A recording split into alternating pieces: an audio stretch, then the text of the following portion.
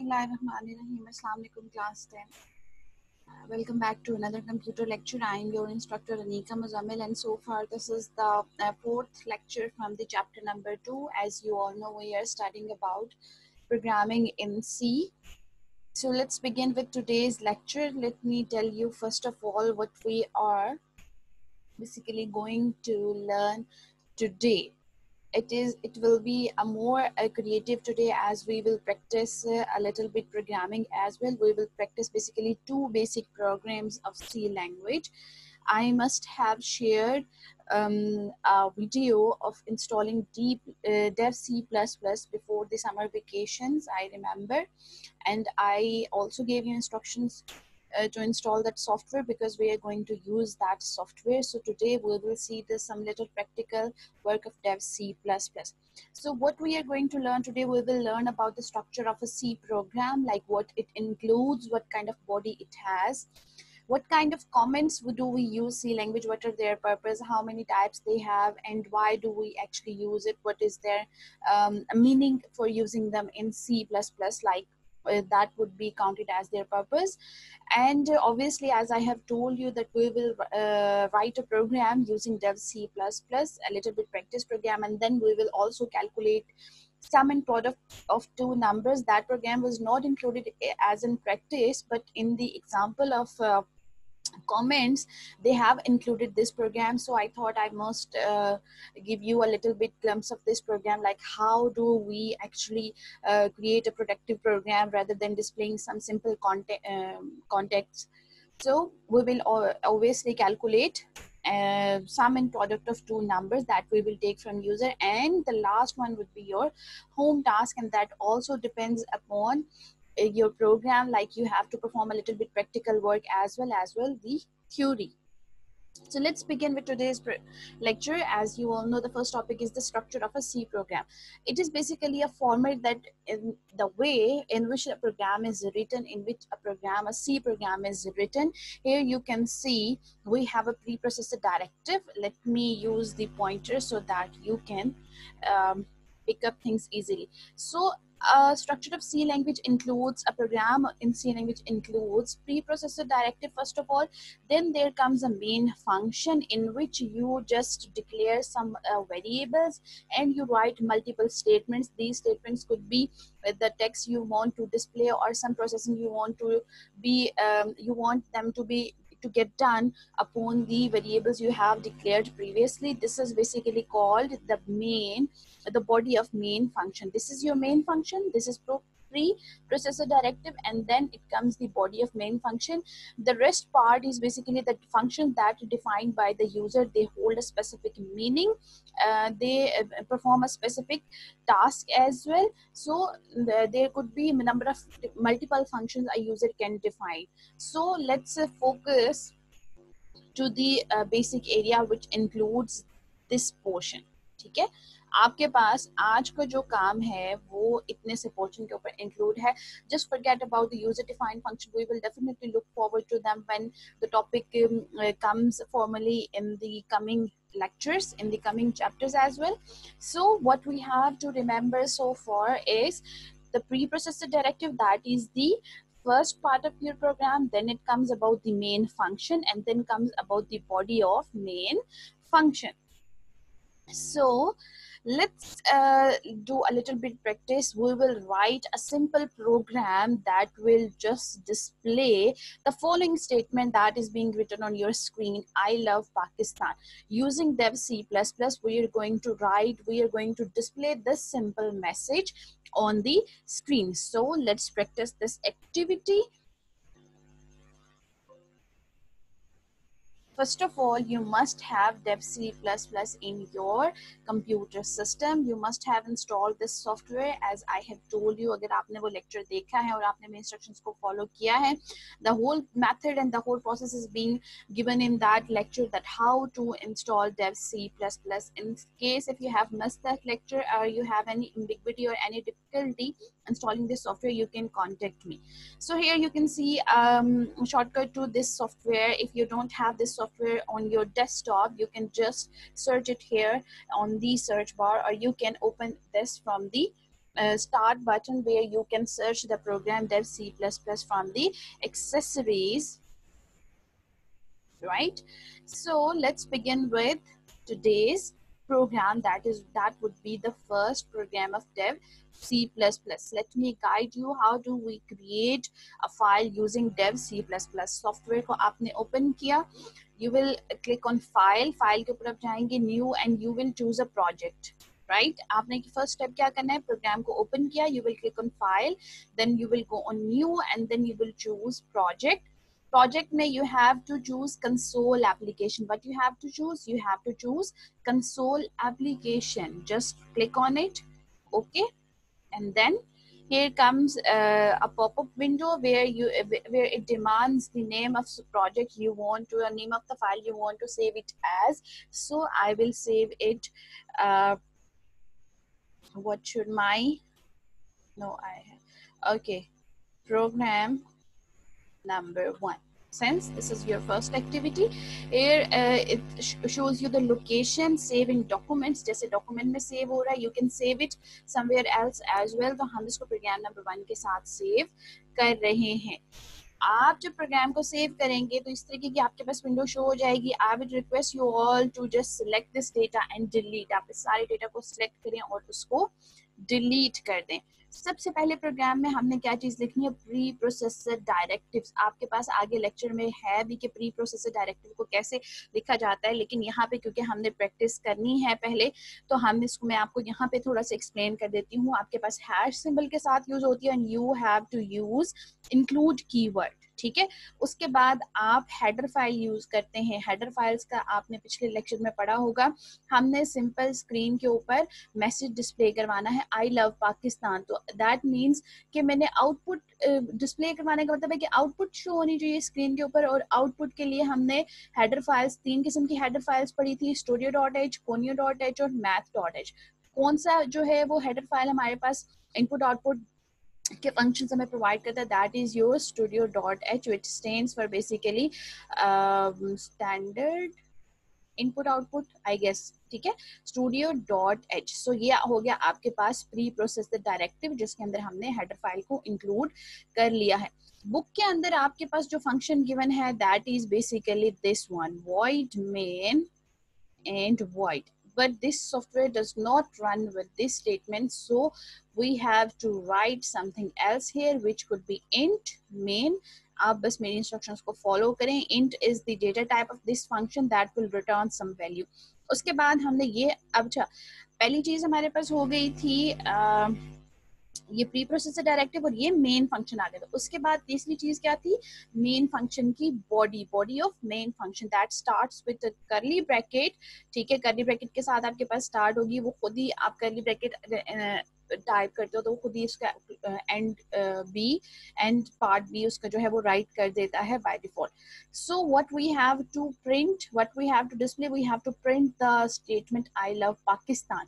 सो printing के लिए, output के लिए हम प्रिंट एफ का फंक्शन यूज करते हैं which is included in the preprocessor directive या in the header which is studio.h. तो हम क्या करेंगे, हम सिंपल प्रिंट एफ लिखेंगे. इसको आपने स्मॉल लेटर्स में लिखना है, ठीक है. जो आपके पास जितने भी कीवर्ड्स हैं, अगर आपने रिजर्व वर्ड्स पढ़े हैं, they are all written in lower case, ठीक है. तो प्रिंट एफ, उसके बाद हमने जो चीज हम स्क्रीन के ऊपर डिस्प्ले करवाना चाह रहे हैं that must be written in inverted commas. I repeat, whatever you want to display on your screen must be written in inverted commas. So what we are going to display, we are going to display a simple message that is I love Pakistan. So I will just write the inverted commas first, then I will write the statement I want to display on the screen. I love Pakistan.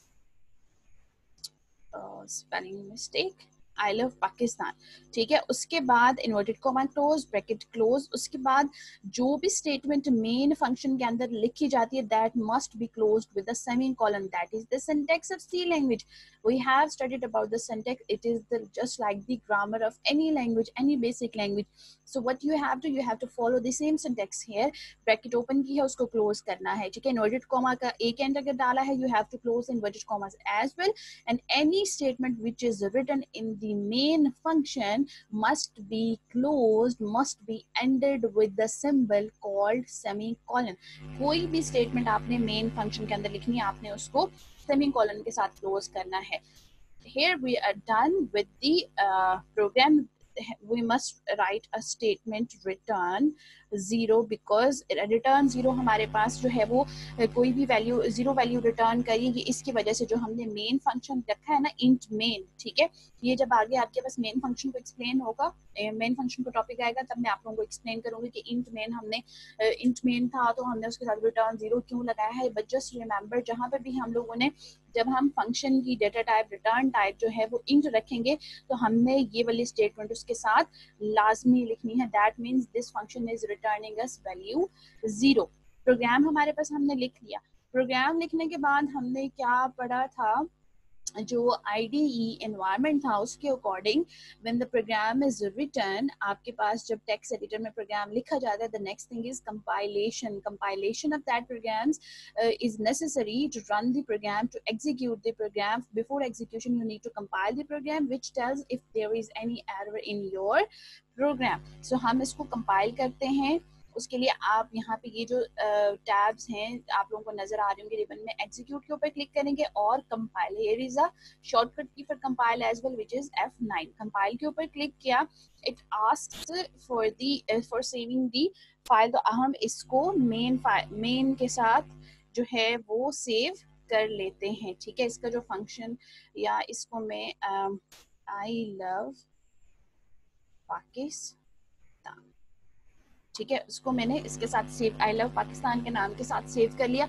अब देखिए जो compilation वाली अगर हमने extension की बात की तो .cpp के साथ उसकी एक्सटेंशन आ जाती है फाइल की. That means this file is about to get compiled using this software, ठीक है. एग्जीक्यूट के ऊपर अब हम क्लिक करेंगे, sorry, first you have to compile करेंगे, ठीक है. अगर हमारे प्रोग्राम में कोई, यहाँ पे अगर आप लोगों को नजर आ रहा हो एरर्स 0, हमारे प्रोग्राम में अभी कोई एरर नहीं है. कंपाइल करने के बाद हमने इसको क्या करना है, रन करना है. बैक एंड पे लिंकर और लोडर जो है वो इसके एग्जीक्यूटेबल फाइल करके लोडर इसको मेमोरी में लोड कर चुका है. रन करने पर आपकी वो फाइल एग्जीक्यूट हो जाएगी. तो हमने फाइल को रन किया. Here you can see the statement written here, I love Pakistan. आपके पास वो स्टेटमेंट लिखी हुई आ रही है. This is the file, these files are being generated by the software itself. हमारे पास यहाँ तक जो प्रोग्राम था वो हमारे पास यही चीज डिस्प्ले कर रहा है. So this is a simple file that displays a simple line on your screen which is I love Pakistan. यहाँ पे अगर मैं ये let's suppose मैं सेमीकोलन नहीं लिखती हूँ, मैं ये सेमीकोलन हटा देती हूँ.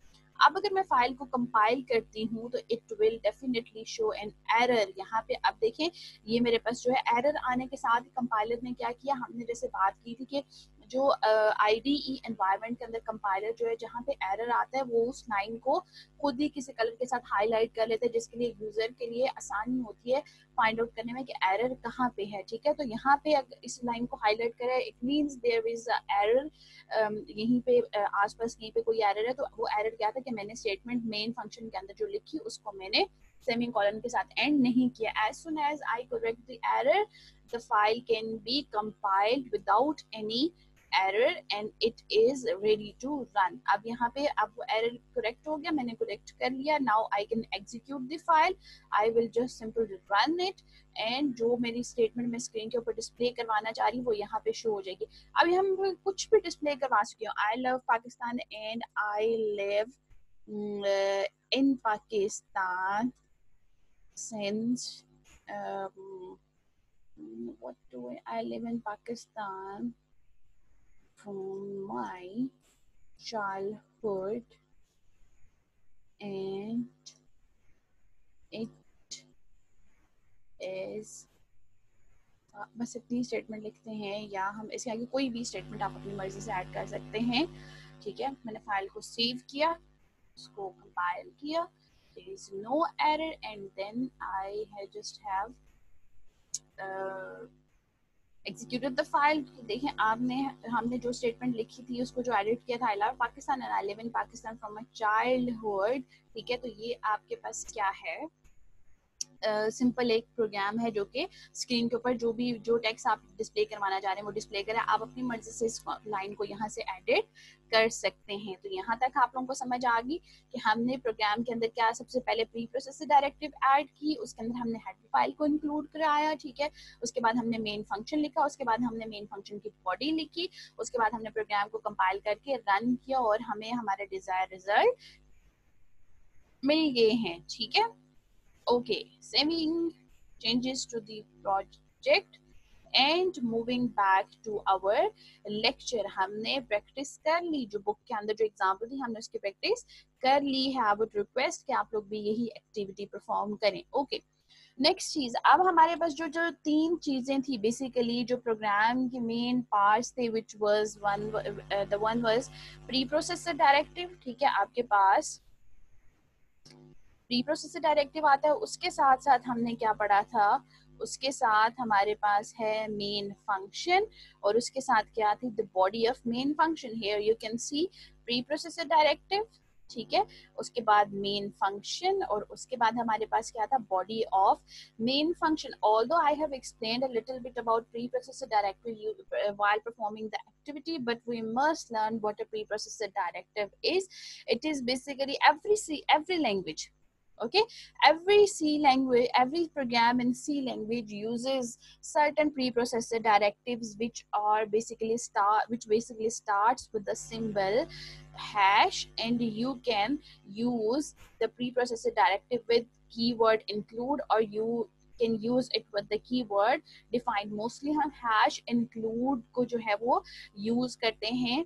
कोई भी जो प्री प्रोसेसर डायरेक्टिव आपके पास लिखा होता है प्रोग्राम के अंदर, when you compile the program, तो हमारे पास जो प्रोग्राम के अंदर लिंकर होता है वो क्या करता है, उस प्री प्रोसेसर डायरेक्टिव को यूज करते हुए, या जो भी उसका पर्पस है, या जो भी फंक्शन उसके अंदर यूज, जो भी उसने हेडर फाइल इंक्लूड करवाई हुई है, उसकी जो फंक्शनैलिटी है वो उठा के सोर्स कोड में उसकी जगह पे लिख देता है, जिससे प्रोग्राम को पता चल जाता है कि इस प्री प्रोसेसर डायरेक्टिव का क्या मतलब है, ठीक है। जैसे हमने यहाँ पे hash include studio dot H लिखा, हमें डिफाइन करने की जरूरत नहीं पड़ी कि what basically studio dot H is, because C language के अंदर उनका मीनिंग ऑलरेडी डिफाइंड है, और ये चीज आपके पास कंपाइलेशन के दौरान लिंकर का काम होता है कि वो इस चीज को ऑलरेडी डिफाइन करके सोर्स प्रोग्राम के अंदर उसको ऐड कर देता है, ठीक है। तो हमारे पास सिंटेक्स क्या है प्री प्रोसेसर डायरेक्टिव को ऐड करने का, which is hash include and then you have to write the preprocessor directive where you, and this is basically preprocessor directive, and the syntax of preprocessor directive is you just write the header file in the angular brackets। आपको अगर नजर आ रहा हो, मैं इसको different colour के साथ highlight कर देती हूँ, ठीक है। हम क्या करते हैं, हम जो हमने हेडर फाइल यूज करनी होती है अकॉर्डिंग टू आवर फंक्शंस, अगर लेट्स सपोज मैंने मैथ्स के फंक्शन यूज करने, तो मैं उसके लिए जो हेडर फाइल है मैंने पढ़ी है दैट इज math.h, तो मैं यहाँ पे उसको math.h लिखूंगी, ठीक है। एंगुलर ब्रैकेट में उसको लिखा जाता है, और उसके साथ preprocessor directive which is hash include और हैश डिफाइन भी यूज होता है। Mostly we use hash include. Angular brackets के अंदर हम क्या लिखते हैं, हम हेडर फाइल लिखते हैं जो कि हमने प्रोग्राम के अंदर यूज करनी है। Then it comes about the main function. एक जो सी के अंदर एक से ज्यादा मेन फंक्शंस हो सकते हैं, ठीक है, जिसके अंदर जो भी टास्क यूजर ने परफॉर्म होता है वो बेसिकली डिफाइन होता है। कोई भी प्रोग्राम है वो मेन फंक्शन से ही स्टार्ट होता है, उसके अंदर हमारे पास किसी भी प्रोग्राम के अंदर मेन फंक्शन लाजमी होता है। ऐसा नहीं कि कोई भी हम प्रोग्राम सी के अंदर लिखें और हम उसके अंदर मेन फंक्शन यूज ना करें। जो इसका मेन सिंटैक्स है जो बुक में गिवन है, that is basically, let me change the colour so that you will get the text easily। okay, जो मेन हमारे पास है दैट इज void main, ठीक है, जो बुक के अंदर आपके पास गिवन है, लेकिन जो हमारे पास dev C++ है that does not run with the syntax mentioned in the book। तो हम जहाँ पे भी मेन फंक्शन लिखना होगा, हम उसकी जगह मेन फंक्शन की जगह कौन सा लिखेंगे, int main। void is basically the return type of main function, जिसका ये मतलब होता है कि ये वैल्यू, ये फंक्शन हमें कुछ भी रिटर्न नहीं कर रहा है। और जो ये जो ब्रैकेट्स के अंदर जो चीज लिखी जाती है, ये बेसिकली पैरामीटर्स के लिए होती है। पैरामीटर्स क्या होते हैं? एनी वैल्यू और एनी वेरिएबल जो हम मेन फंक्शन के ब्रैकेट्स के अंदर लिखते हैं, दैट मीन्स वो आप पैरामीटर्स पास करें, वो आप वैल्यू पास करें। तो यहाँ पे भी लेट्स सपोज अगर वो वॉइड लिख रहे हैं, इट मीन्स कि कोई भी पैरामीटर फिलहाल पास नहीं हो रहे। आप सिंपल यहाँ पे या तो वैल्यूज पास कर सकते हैं या variables, values like numeric values और वेरिएबल्स लाइक ABC जो आप डिक्लेयर करते हैं, ठीक है। तो हमारे पास जो मेन फंक्शन होगा वो किस तरीके से लिखेंगे, उसकी हम रिटर्न टाइप वॉइड नहीं लिखेंगे, उसकी रिटर्न टाइप लिखेंगे इंट, और main function as it is होगा और ब्रैकेट्स के बीच में हम कोई भी चीज नहीं लिखेंगे। जब हम इंट मेन यूज करेंगे तो जब मेन फंक्शन एंड हो रहा होगा तो वहां पे हम रिटर्न करवा देंगे 0, दैट मीन्स कि ये फंक्शन वैल्यू जो है वो 0 रिटर्न करवा रहा है एग्जीक्यूशन के बाद, ठीक है। Okay, then it comes the body of main function. Body of main function हमारे पास कहाँ से स्टार्ट होती है? करली ब्रैकेट्स के साथ, ठीक है। करली ब्रैकेट्स के जो इंडिकेट करती है, जो लेफ्ट ब्रैकेट होती है वो इंडिकेट करती है the start of your main function and the right करली bracket indicates the end of the main function. जैसे हमने अभी जो प्रोग्राम लिखा है उसमें हमने सिंपल एक फंक्शन यूज किया printf, जिसको हमने लिखा है किसके अंदर? मेन फंक्शन के अंदर, और हमने उसको किसके साथ एंड किया है? सेमी कॉलन के साथ। मैंने क्या आप लोगों को बताया है कि printf फंक्शन किस लिए यूज होता है? It is for output, it is an output function which is used to display text on the screen. अगर हमने यूजर से इनपुट लेनी होगी ना, यूजर से कोई चीज लेनी है, तो उसके लिए हम scanf का फंक्शन यूज करेंगे, ठीक है। सिंपल हमने कोई चीज डिस्प्ले करनी है यूजिंग ए प्रोग्राम, तो हम कौन सा फंक्शन यूज करेंगे? printf फंक्शन यूज करेंगे, और उसको हमने फिर एंड करना है सेमी कॉलन के साथ। Every statement which is written in main function must end with the semicolon, otherwise it will give you an error. It means you are not following the syntax. आपने syntax को follow करना है और आपने main function के अंदर कोई भी स्टेटमेंट लिखनी है उसको सेमीकोलन के साथ एंड करना है, ठीक है। printf फंक्शन हमने लिखा था, हमने उसको ऑब्वियसली सेमीकोलन के साथ एंड किया, और printf फंक्शन को यूज करते हुए हमने क्या डिस्प्ले किया स्क्रीन के ऊपर? आई लव पाकिस्तान, ठीक है। ओके, यहाँ तक तो हमारे पास बात होगी प्रोग्राम के स्ट्रक्चर की। हमने सी का स्ट्रक्चर पढ़ा जिसके अंदर हमने प्री प्रोसेसर डायरेक्टिव देखे, हमने मेन फंक्शन देखा, हमने मेन फंक्शन की बॉडी देखी, फिर हमने प्रोग्राम लिखा, ठीक है। उसके अंदर भी मैंने आप लोगों को एक्सप्लेन किया। उसके बाद हमने one by one main function, body of main function और प्री प्रोसेसर डायरेक्टिव्स को देखा। अगला टॉपिक जो आपके पास बुक के अंदर इंक्लूडेड है, that is about the comments in C language. Comments is basically a practice that is being followed to make the programming easier for others to understand. आपने एक प्रोग्राम लिख दिया 100 लाइनों का, ठीक है। अगर आप किसी और को दिखा रहे हैं या आप जो है वो उस प्रोग्राम को मीनिंगफुल बनाना चाह रहे हैं, ठीक है। जैसे अभी मैंने अगर प्रोग्राम लिखा है, अगर आप लोग पहली दफा उस प्रोग्राम को देख रहे हैं और आपको नहीं पता कि मेन फंक्शन कहाँ पे है, बॉडी ऑफ मेन फंक्शन कहाँ से स्टार्ट हो रही है, जो आपने हैश इंक्लूड लिखा है वो क्या चीज है, तो इस किस्म की चीजों को अंडरस्टैंड बनाने के लिए हम सी लैंग्वेज के अंदर कमेंट्स ऐड कर सकते हैं, which basically makes your program more understandable for others, ठीक है। तो जो कमेंट्स होते हैं वो उनको कंपाइलर एग्जीक्यूट नहीं करता, वो उनको इग्नोर कर देता है। क्यों? Because they are being followed by a special syntax. आपके साथ जो है वो फॉरवर्ड स्लैश के साथ लिखे जाते हैं कमेंट्स, जिसके जहाँ पे भी फॉरवर्ड स्लैश आ जाती है कंपाइलर को पता है कि forward slash is basically for comment purpose, so it will ignore whatever written afterwards that slash. और जहाँ पे वो स्लैश एंड हो रही है उससे पहले और उसके बाद जो जहाँ से स्टार्ट हो रही है उसके बाद और जहाँ पे एंड हो रही है उससे पहले जो भी टेक्स्ट लिखा होगा फॉरवर्ड स्लैश के बाद, कंपाइलर उसको इग्नोर कर देता है। It is basically added to make your program more understandable. Reader के लिए प्रोग्राम को एक्सप्लेन करना इजियर हो जाता है, और जहाँ पे भी प्रोग्रामिंग हम थोड़ी सी कॉम्प्लिकेटेड होती है वहाँ पे हम कमेंट लगा के उसको मजीद क्लैरिफाई कर सकते हैं, तो प्रोग्राम का स्ट्रक्चर हमारे पास मोर इजियर हो सकता है। So there are basically two types of comment. एक आपके पास होता है सिंगल लाइन कमेंट, कि अगर आप एक छोटी सी statement as a comment add कर रही हो, but there could be possibility where you can write multiple lines as a comment. So there you use multiple line comment. तो कितनी टाइप्स है हमारे पास कमेंट्स की? 2, single line comment and multiple line comment. What is a single line comment? It is basically used with two backslashes ठीक है। आपके पास जो simple दो बैक स्लैशेस हैं वो single, I think previously I have said forward slash आपके पास comments के लिए यूज नहीं होती, sorry for that mistake, these are basically back slash.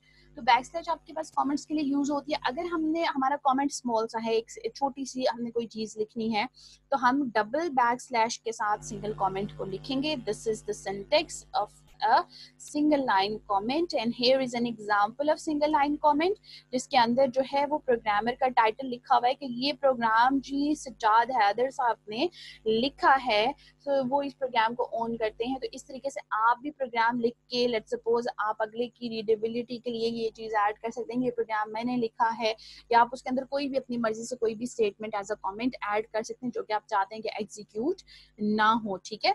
इसी तरीके से आप मल्टीपल लाइन कमेंट्स भी ऐड कर सकते हैं। मल्टीपल लाइन कमेंट्स तब यूज करते हैं जब हमारे पास when you have to explain something in more detail which requires 2 to 3 lines of explanation, तो आप मल्टीपल लाइन कमेंट को यूज करते हैं। उसका सिंटेक्स क्या है? उसका सिंटेक्स ये बैक स्लैश के साथ सिंगल बैक स्लैश, उसके साथ आप स्टैटिक डालेंगे, उसके बीच में आप चाहे 100 लाइंस लिखेंगे, ठीक है, उसके बाद 100 लाइंस भी लिखें तो आपके पास एज अ कमेंट ही इंक्लूड होगी। और जब आप उसको एज अ कमेंट ही कंसीडर होगे, जब आप उस कमेंट को एंड करना चाहते हैं, again you will write the static first and then you will write the back slash again. तो इन स्टैटिक और बैक स्लैश की ये जो कॉम्बिनेशन, इसके बीच में जितनी मर्जी लाइंस लिखी जाएं that will be considered as a comment. जहाँ पे हमने मल्टीपल लाइंस लिखनी हो, हमने किसी चीज को ज्यादा डिटेल में एक्सप्लेन करना हो कि मेरा कमेंट 3 से 4 लाइंस का हो सकता है, वहां पे मैं मल्टीपल लाइन कमेंट्स को जो है वो यूज कर सकती हूँ। जैसे यहाँ पे एक छोटी सी एग्जांपल जो बुक वाली है मैंने वही लिखी है कि पिछली स्टेटमेंट में तो सिर्फ प्रोग्रामर का नाम लिखा हुआ था, अब मैं चाह रही हूँ कि साथ लिखूंगी प्रोग्रामिंग लैंग्वेज कौन सी है, प्रोग्राम कब लिखा गया था, ठीक है। तो उसके लिए 3 अब कमेंट्स हो गए, तो मैं 3 कमेंट्स को अलग अलग भी लिख सकती हूँ, लेकिन मैं चाह रही हूँ कि सिंगल कमेंट स्टेटमेंट के साथ मैं ये तीनों डिटेल्स लिखूँ।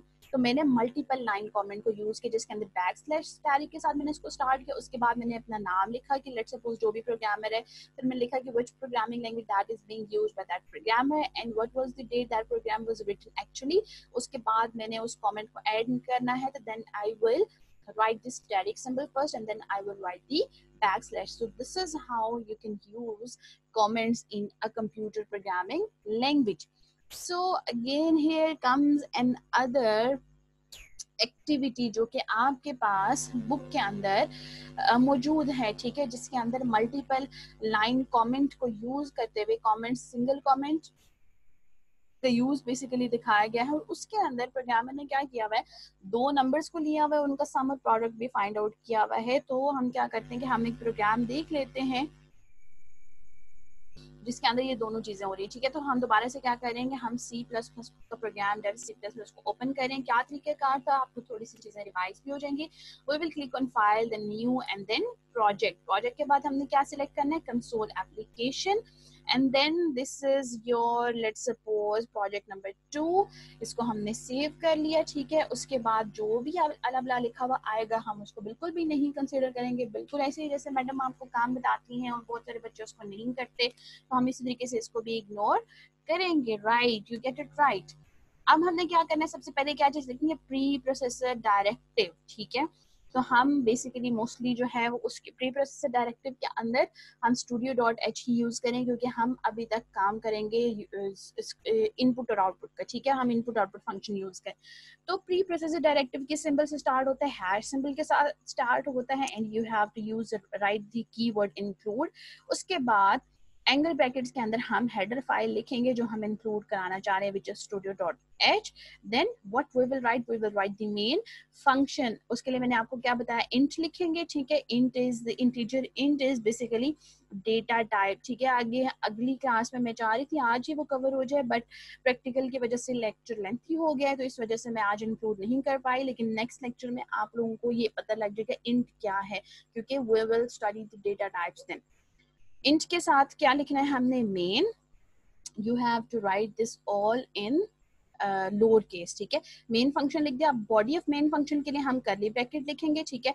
उसके बाद अब हमने जो है वो दो वेरिएबल यूजर से लेने हैं। अब वो वैल्यूज मैं कहती हूँ इंटीजर हूँ, ठीक है, यानी इंटीजर वो होती हैं जिसके अंदर ना कोई जो है वो पॉइंट वाली वैल्यू नहीं आनी चाहिए, ठीक है। तो इंटीजर के लिए आपको जो वेरिएबल दो मैंने लेने हैं, दो वैल्यूज, उनके लिए मैं दो वेरिएबल डिक्लेयर करूंगी। उसकी मैं पहले डाटा टाइप लिखूंगी। डाटा टाइप उसकी मैं कह रही हूँ कि इंटीजर होने चाहिए, ठीक है, उसमें कोई भी हमारे पास जो फ्लोटिंग पॉइंट वाली वैल्यू नहीं आनी चाहिए, इंटीजर। तो मैं कहती हूँ कि वो दो वेरिएबल लेट्स सपोज ए और बी है, तो इसको मैंने कॉमा के साथ सेपरेट कर लिया। उसके बाद मैं चाह रही हूँ ए और बी का सम फाइंड आउट हो। ए और बी का क्या हो, सम फाइंड आउट हो। ए के अगेंस्ट यूजर से वैल्यू लेंगे जो ए में सेव होगी, बी के अगेंस्ट यूजर से वैल्यू लेंगे जो बी में सेव होगी। यूजर कीबोर्ड से 10, 20, 15 जो भी वैल्यू एंटर करेगा। अब ये वैल्यू स्टोर होके कहीं पे तो सेव होंगी ना, ठीक है। आप जो है वो जो भी काम करेंगे उसको किसी वेरिएबल में सेव करेंगे। तो मैंने वेरिएबल ले लिया सम का, और फिर मैं चाह रही हूँ कि प्रोडक्ट बी उनका फाइंड, यानी ए मल्टीप्लाई बाय बी भी फाइंड हो, तो दूसरा वेरिएबल मैंने ले लिया product P R O D, ठीक है। अब यहाँ पे मैं स्टेटमेंट को एंड कर रही हूँ, तो हम क्या यूज करेंगे, कॉलन यूज करेंगे, ठीक है। उसके बाद अब मैंने यूजर से कहना है भाई कि प्रिंट तुम दो वैल्यूज मुझे दो, तो मैं स्क्रीन के ऊपर मैसेज डिस्प्ले करवाऊंगी, ठीक है। उसके लिए मैं स्क्रीन के ऊपर मैसेज डिस्प्ले करवाने के लिए आउटपुट के लिए हम कौन सा फंक्शन यूज करेंगे, प्रिंट है। उसके बाद ब्रैकेट के अंदर इन्वर्टेड कॉमास में मैं क्या लिखूंगी, please enter value of A and B, ठीक है। उसके बाद में यहाँ पे एक चीज है आपके पास बैकस्लैश एन आपके पास यूज होगा नेक्स्ट लाइन के लिए, ठीक है। बल्कि मैं इसको यहाँ पे अभी फिलहाल नहीं यूज करती, मैं अगली जब ये प्रोग्राम एग्जीक्यूट हो जाएगा तो मैं आप लोगों को बताऊंगी कि why do we need to use backslash N to make this program more understandable, ठीक है। यूजर के ऊपर स्क्रीन पर डिस्प्ले हो जाएगा। अब यूजर से वैल्यू लेने के लिए मुझे इनपुट का फंक्शन यूज करना पड़ेगा जो कि क्या है, स्कैन एफ, ठीक है। स्कैन एफ के लिए मैं क्या करूंगी, ठीक है, हम यूजर से दो वैल्यूज लेंगे। अब यहाँ पे आपके पास फॉर्मेट स्पेसिफायर यूज होते हैं, जैसे इंटीजर है तो उसके लिए परसेंटेज डी यूज होता है। तो दो इंटीजर वैल्यू है ए और बी, ठीक है, मैंने दो डिक्लेयर किए ना ए और बी, तो मैं दो दफा लिखूंगी यहाँ पे। या वैसे आप नाम ही लिखें कोई फर्क नहीं पड़ता, but it is a good practice to follow the basic syntax, percentage D, ठीक है। उसके बाद मैंने क्या करना है, मैंने दो वेरिएबल्स जो हैं उसके साथ ए और एंड परसेंट साइन के साथ उसको मैंने यूजर से ले लिया, ठीक है। And percent sign basically defines the address of that variable. It means के जो ए की वैल्यू होगी वो ए के अंदर ही सेव होगी, जो बी की वैल्यू है वो बी की जो बी का जो एड्रेस है वहीं पे सेव होगी। इसके लिए हम एंड का साइन साथ यूज करते हैं। यूजर से जो है वो दो वैल्यू ले ली, यहाँ पे सॉरी एक मिस्टेक है, that is basically scanf के मैंने स्पेलिंग गलत लिखे हैं। I hope this is right now, ठीक है। उसके बाद मैंने प्रोग्राम लिखा, now we will move to the next line. Values आ गई, अब हमने फॉर्मूला लगाना है, ठीक है। सम, फॉर्मूला सम के लिए सम इज इक्वल टू क्या फॉर्मूला होगा, दो वैल्यूज ए और बी को ऐड करना है, तो ए प्लस बी। यहाँ पे आपने वही वेरिएबल्स लेने, ऊपर जैसे मैंने अगर स्मॉल ए भी लिखा ना तो यहाँ पे मैं कैपिटल ए भी नहीं लिख सकती, that will be considered as something else, ठीक है। कैपिटल ए भी लिखने से वो एरर देगा। सम भी मैंने कैलकुलेट करी। अब अगली चीज क्या कैलकुलेट करेंगे, प्रोडक्ट। प्रोडक्ट के लिए सेम वही लेटर्स जो ऊपर लिखे हैं वही लिखेंगे, product is equal to A multiply by B. आपके पास यहाँ पे स्टैटिक साइन यूज होता है कंप्यूटर प्रोग्रामिंग के अंदर as the symbol of multiplication. दोनों वैल्यूज जो है वो कैलकुलेट होगी। अब मैंने स्क्रीन के ऊपर डिस्प्ले करना है, डिस्प्ले करने के लिए प्रिंट एफ का फंक्शन यूज होता है। प्रिंट एफ इन्वर्टेड कॉमर्स के अंदर बैक स्लैश एन लिखेंगे, ताकि बैक स्लैश एन होता है कि अगली लाइन के लिए, अगर हम बैक स्लैश एन ना लिखें सारी चीज एक ही लाइन में डिस्प्ले हो जाएगी। बैक स्लैश एन सम, इसके अंदर आप कुछ भी लिख सकते हैं, sum is equal to percentage D again लिखेंगे, क्यों, क्योंकि हमारे पास जो है वो sum is in integer value. तो उसके बाद हमने सम को डिस्प्ले कर लिया इन्वर्टेड कॉमर्स के बाद हमने सम को लिखना है जो कि एक्चुअल ऊपर वेरिएबल जो है वो हमने डिक्लेयर किया वो उसकी वैल्यू को वो डिस्प्ले करेगा, ठीक है। और अगेन प्रिंट एफ, अब हमने इसी तरीके से प्रोडक्ट को डिस्प्ले करना है, अगेन इन्वर्टेड कॉमर्स में हम लिखेंगे back slash N which is for next line product. इसके अंदर हम प्रोडक्ट के पूरे स्पेलिंग लिख सकते हैं क्योंकि ये एज इट इज स्क्रीन के ऊपर डिस्प्ले होगा। Percentage D again because the value और the value we have taken from user will be an integer, जो हमने ऊपर डिक्लेयर किया कि वो इंट होनी चाहिए। और ऊपर जो हमारे पास यहाँ पे ये जो चीज हमने कैलकुलेट किया उसको हम यहाँ पे इन्वर्टेड कॉमर्स के बाद लिखेंगे ताकि वो उसकी वैल्यू को डिस्प्ले करे, जो कि सिर्फ PROD था, ठीक है। उसके बाद मैंने इन्वर्टेड कॉमा के साथ इसको किया close, and then what we have to write the return statement. Return क्या कर रहा है ये फंक्शन? 0, ठीक है, 0 वैल्यू रिटर्न करना है। Now you have to save the value, save the program. तो हम इसको लिखते हैं कि sum and product of two numbers. मैंने शॉर्टकट इसे कंट्रोल एस प्रेस किया जिससे सेव हुआ है, सेव के ऊपर क्लिक किया, ठीक है, प्रोग्राम सेव हो गया। अब हम इसको क्या करेंगे? एग्जीक्यूट, कंपाइल करेंगे, ठीक है। Here comes no error again, कोई भी एरर हमारे पास नहीं आ रहा, it means it is ready to be run. तो हमने प्रोग्राम को क्या कर दिया? रन। अब स्क्रीन के ऊपर देखें क्या डिस्प्ले हो रहा है, please enter value of A and B. तो मैं एक वैल्यू 10 एंटर करती हूँ, दूसरी वैल्यू में एंटर करती हूँ 20, ठीक है। एक मिनट में स्पेस के साथ करती हूँ ताकि एक वैल्यू मैंने 10 एंटर की, दूसरी वैल्यू 20। 10 को उसने ए के अंदर सेव किया, 20 को उसने बी के अंदर सेव किया। तो आप क्या देखें, 10 और 20 को उसने कैलकुलेट करिए, that can not come like 29, 49 तो नहीं आ सकता, ए प्लस बी है, ठीक है। 29 मैंने एंटर कर दिया है, क्या एंटर किया है? I think I must have messed up. Okay, इसको चलें दोबारा कर लेते हैं, दोबारा इसको रन कर लेते हैं। एग्जीक्यूट, कंपाइल हो गया, ठीक है। इसको हम रन कर लेते हैं। कोई सी भी आप दो वैल्यूज, लेट सपोज 10 और 5 मैंने एंटर किया, ठीक है।